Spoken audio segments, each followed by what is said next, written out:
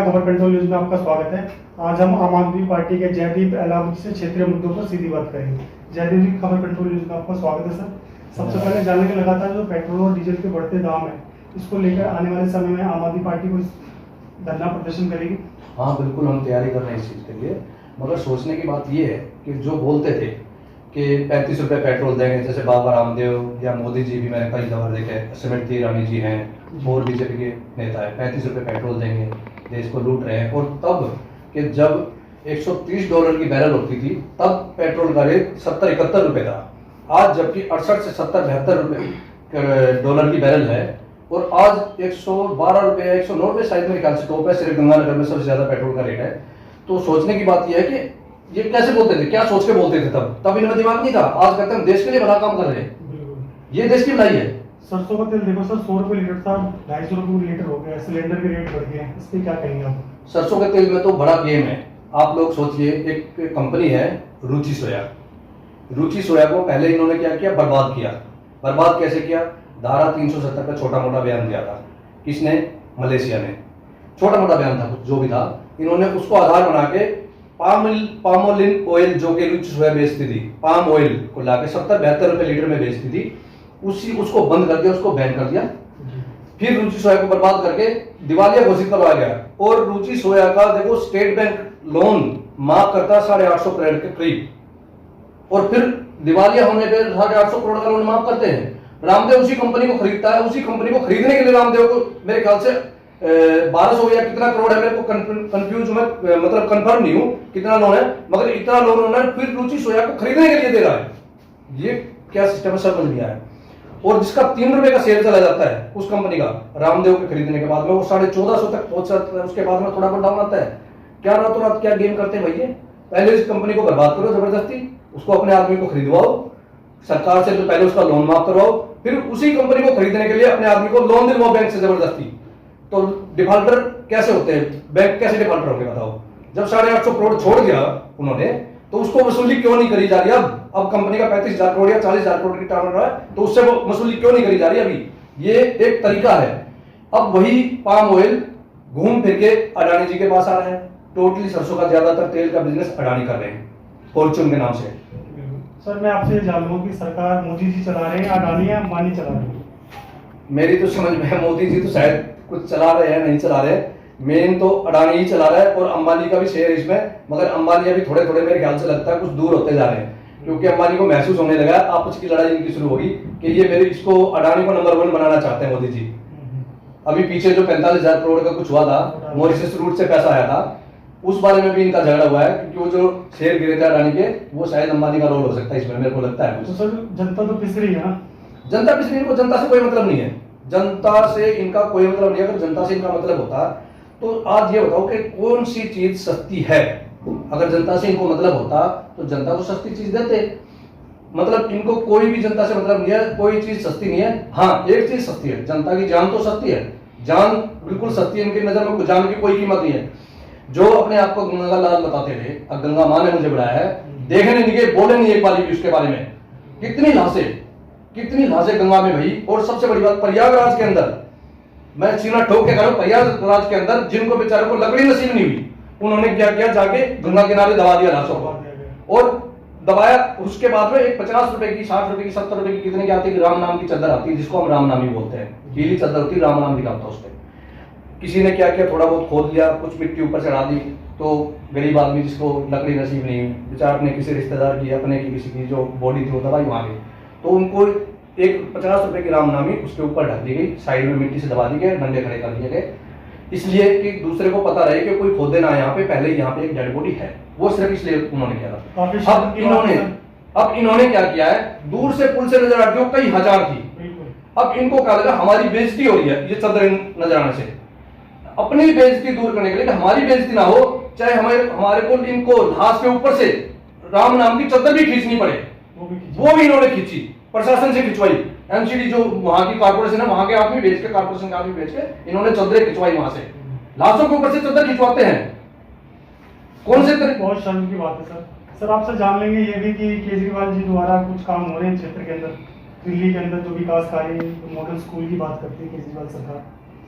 कोई भी स्कूल आप जाके देख लो दिल्ली में, मैं आपको ज़्यादा दूर नहीं है, मोती बाग स्कूल है, मिलेनियम टर्म जी यहाँ पे आई थी, इतना बेस्ट स्कूल, मेरे को प्राइवेट स्कूल से अच्छा लगता है वो, बहुत बढ़िया स्कूल बनाया हुआ है और बहुत अच्छा कर रहे हैं शिक्षा में, स्वास्थ्य में, जो इनके हाथ में, इनके हाथ में भाई 3 डिपार्टमेंट और हैं अलग हैं दिल्ली में, पुलिस, एमसीडी, डीडीए। अगर आप सबसे बेस्ट डिपार्टमेंटों की गिनती में करोगे तो ये तीनों डिपार्टमेंट, एमसीडी सबसे ऊपर आती है, सबसे पहले आती है। मतलब एमसीडी ऐसा लगता है जैसे पार्षद पब्लिक के भले के लिए नहीं है, वो वसूली के लिए है। इन्होंने क्या किया था, नए नाम, नया चेहरा, नई उड़ान, मगर हुआ क्या, नए चेहरे, नया करप्शन, इनको ये हुआ है, इन्होंने नया करप्शन शुरू कर दिया, रेडियो से ज्यादा वसूली कर रहे हैं। यहाँ से मनीष जी निगम पार्षद, हाँ, मनीष अग्रवाल जी निगम पार्षद, कैसा काम है, सफाई व्यवस्था ठीक है? आप जाकर देख सकते हैं, सफाई तो है ही नहीं, सफाई कर्मचारी है ही नहीं। क्या करते हैं मैं बताता हूँ आपको, कुछ सफाई कर्मचारी जो कि घर बैठते हैं, ये इनको प्रेरित करते हैं उस पर कि आप बैठो, आप तनख्वाह लो, आप आओ मत यहाँ पे, आपके बदले को दूसरा लगा देंगे या कुछ और होगा। जो कुछ ईमानदार कर्मचारी जो मेहनत से काम कर रहे हैं वो आते हैं, मगर उनसे ये कहा जाएगा कि भाई आप उसके बदले तुम डबल काम करो। वो क्यों करेगा?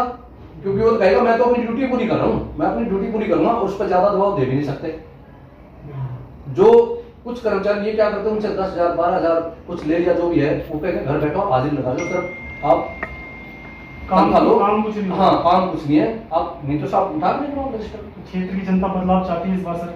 बिल्कुल, क्षेत्र की जनता त्रस्त है इनसे, परेशान है इनसे, चाहिए वसूली वसूली वसूली। मैं आपको एक सत्य का एक उदाहरण देता हूँ। मैं एक बेचारा गरीब आदमी 50 गज का आधा मकान उसके हिस्से में आता है, स्कूल में वैन चलाता है, 50 गज का आधा मकान वो 3 मंजिल 3.5 मंजिल बनाता है, उसको 3 बार तोड़ा जाता है और उससे पैसे लिए जाते हैं, इनके द्वारा पैसे लिए जाते हैं, पैसे लेने के बाद तोड़ा जाता है उसका 3 बारी मकान, और 7-7 मंजिल बन रहे हैं इनके जो चेले हैं, जो इनके बिल्डर हैं, इनके जो चमचे हैं, वो 7-7 मंजिल मकान बनाते हैं, उनको कोई दिक्कत नहीं है, अभी भी बने हैं, और उस बेचारे गरीब आदमी का मकान 3 बारी तोड़ा जाता है। और मैंने एक बार इनके किसी कार्यकर्ता को, 2-3 कार्यकर्ता सत्यनिकेतन में उनको बोला कि भाई ये क्या हो रहा है, उनको ये ऐसे तो नहीं होना चाहिए। तो वो कार्यकर्ता क्या कहता है, बोला जी उनकी मदर है, बोला वो बूढ़ी औरत है, बोला वो गाली देती है।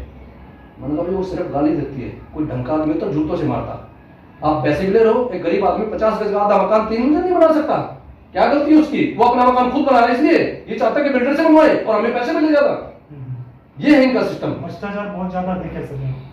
भ्रष्टाचार ज्यादा, बहुत ज्यादा नहीं, मतलब भ्रष्टाचार ही है और कुछ है ही नहीं, सच्चाई ये है, और कुछ है ही नहीं। जान लेंगे सर 2022 में नगर निगम चुनाव होने जा रहे हैं, पार्टी आपको मौका दे तो आप चुनाव लड़ेंगे, और कितनी सीट आने की संभावना लगती है दिल्ली के अंदर आपको? 200 से ऊपर सीटें आएंगी, कम से कम मेरे ख्याल से 200-225 सीटें आम आदमी पार्टी की आएंगी। और केजरीवाल जी के नेतृत्व में जैसे स्वास्थ्य में काम किया है, जैसे शिक्षा के काम हुआ है, ऐसे एमसीडी का काम हुआ, सफाई, और जैसे करप्शन खत्म करना सबसे बड़ी बात।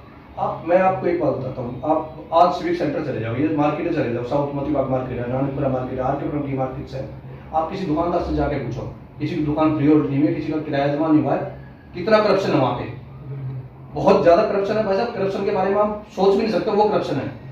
मतलब किस चीज के लिए नहीं, ये पब्लिक को निचोड़ने के लिए आए हैं या पब्लिक की सेवा के लिए आए हैं? और दूसरा एक वो हमारी काउंसलर है बहन बीजेपी से, उन्होंने एक मुद्दा डाला है, बीजेपी काउंसलर जिनकी सुनी नहीं जा रही, मैंने फेसबुक पे वीडियो देखा था, तो उन्होंने क्या बोला है कि प्रदेश अध्यक्ष जी और संगठन मंत्री के बारे में कि ये हमें तो टाइम देते हैं, 2-2 घंटे में बाहर बैठेगा तो मिलने के लिए, सुंदर सुंदर औरतों को अंदर बुलाते हैं। ये गलत नहीं है, ये वो सही कह रही है बिल्कुल, क्योंकि मैंने नजदीक से ये चीजें इनके बारे में देखी हुई हैं। तब भी मैं झगड़ा किया था इनसे, इनका विरोध किया मैंने खूब, यहाँ पे 3.5 साल मैंने विरोध किया, सबको बोला, एक अधिकारी को जाकर बोले, इनको 10-10 बार बोला, किसी ने नहीं सुना। हाँ देखेंगे, बस वो टालते रहे बातों को। सर आपसे जान लेंगे सर, कोरोना की दूसरी की तारीख दौरान आपका कैसा रोल था क्षेत्र के प्रति? बिल्कुल, मैं करीबन डेली अपने एरिया में रहता था, गरीब आदमी को खाना बंटवाना, राशन बंटवाना, जो किसकी गरीब की जो मदद हो सकती थी। वैक्सीनेशन में भी किसी को वैक्सीन मिल पा रही है तो थोड़ा रिक्वेस्ट करके उसके लिए हमने रजिस्ट्रेशन करवा के जल्दी कोशिश की है। और बाकी पर्सनली मैं 31 साल मेरे को यहाँ रहते हुए करीबन, तो 31 साल से आप किसी से पूछोगे, मैं हर गरीब, मिडिल क्लास और अपर क्लास सभी आदमियों से मिलजुल के चलता हूँ और सबके साथ रहता हूँ। जो हो सकता अपने से वो मैंने मदद किया और आगे भी करता रहूँगा, चाहे राजनीति में रहूँ ना रहूँ वो अलग चीज़ है। मतलब अगर मौका देगी पार्टी तो बहुत अच्छा है, क्योंकि आप पता कर लो एरिया में लोग अच्छे से जानते हैं और कोई विरोध नहीं हमारा। सर अगर आप यहाँ से निगम पार्षद बनते तो क्या क्या बदलाव होगा जो आज तक देखने को नहीं मिला क्षेत्र की जनता को यहाँ पे? सबसे बड़ा बदलाव तो सफाई व्यवस्था का, दूसरा जो करप्शन तो मेन मुद्दा है ही है, तीसरा जो कोई आदमी अपने घर में कोई छोटा मोटा काम कर रहा है, खुद अपना मकान रिपेयर कर रहा है, अपना मकान बना रहा है, उसको परेशान ना होने देना। जैसे मोतीबाग गांव में है, सत्य निकेतन में है, कोई आदमी खुद अपना काम करता है, उसको बड़ा परेशानी झेलनी पड़ती है। उसके लिए मतलब समझ लो बनाना आसान नहीं है मकान, बिल्कुल पूरी उम्र कट जाती है। उम्र कट जाती है, पैसा लगाता है अल्लाह जेब से, अपना मकान बना रहा है, इतने सालों से रह रहे हैं उनके जो भी है, मगर फिर इनका हक क्या बनता वसूली करने पहुंच जाते हैं वहां पे, इनको शर्म भी नहीं आती मतलब वहां पे, और खुलेआम पैसा मांगते हैं बिल्कुल। बदलाव हर डिपार्टमेंट से पैसा मांगते हैं, एमसीडी का कोई भी डिपार्टमेंट हुआ सबसे कहते हैं भाई आप क्या दोगे हमें, ये सच्चाई है। ये तो कहते हैं हमें आगे आना नहीं आना है, मगर हम पूरा वसूल कर ले बस, इनकी कोशिश ये है। तो बदलाव की आवश्यकता लगती है सर आपको? आवश्यकता नहीं है जी, आवश्यक बदलाव करना ही है, बदलाव है अब की बारी 100% बदलाव होगा, क्योंकि लोग त्रस्त हैं, परेशान हैं। समय निकाल के आपने हमसे बात की, इसके लिए बहुत बहुत धन्यवाद सर आपका। Thank you.